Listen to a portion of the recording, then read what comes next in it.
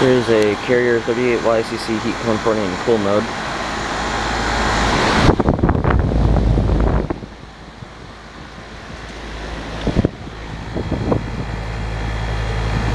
Filmed this thing several times or I think once in the past, running in cool mode in cold weather, and it was frozen up. And this time it's not actually frozen up and is working properly. There's a Trane Odyssey. This thing's actually very quiet. It's got a Millennium scroll compressor, and this next heating season I'll probably try and get defrosting. That's working really good.